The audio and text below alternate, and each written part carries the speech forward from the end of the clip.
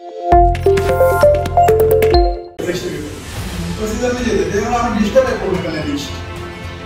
मग भविष्यात म्हणजे एमआयडीसी कडनं आपल्याला जो पाणी पुरवठा आहे ना, ESR झाले ना, तर हा जो प्रेशर आणि वॉटर लॉसेस आहेत ना, हे काय व्यवस्थित आता ESR नाही ना, टाक्या नाही ना, त्यामुळे प्रॉब्लेम. कल्याणिस्ट आता 2 टाक्या चालू केल्या याला सिस्टम आपण त्यामुळे कसं थोडासा व्यवस्थित रित्या करून घेतलं ना, सिस्टमॅटिक तर ते बरोबर रस्त्यांची पूर्ण.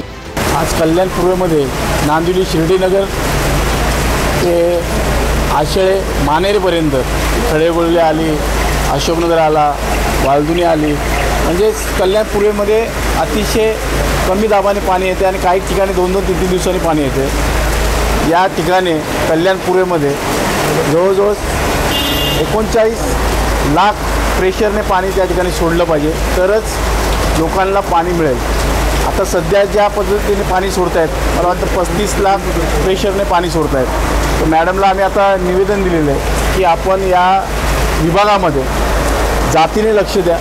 अतिशय लोकांचे हाल होत आहेत, पाणी लोकांना मिळत नाही आहे. काही ठिकाणी अर्धा तास सोडलं जातं, काही ठिकाणी 1 तास सोडलं जातं. त्यामुळे अतिशय बिकट परिस्थिती आहे.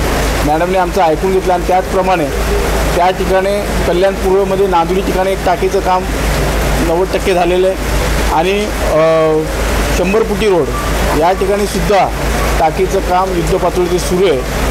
मॅडमचं असं म्हणणं आहे की आपण अमृत योजना अंतर्गत 2 जलद गतीने काम सुरू करतो आहे आणि ते काम आपण डिसेंबरपर्यंत पूर्ण होईल अशा पद्धतीचं कामाचा वेग वाढवतो आहे, जेणेकरून कल्याण पूर्वेची पाण्याची समस्या कायमस्वरूपी बंद होईल, म्हणजे पाणी सुरळीत मिळेल अशा पद्धतीचं काम महापालिकेच्या माध्यमातून करण्यात येईल असं त्यांनी श्वासही दिलेली आहे.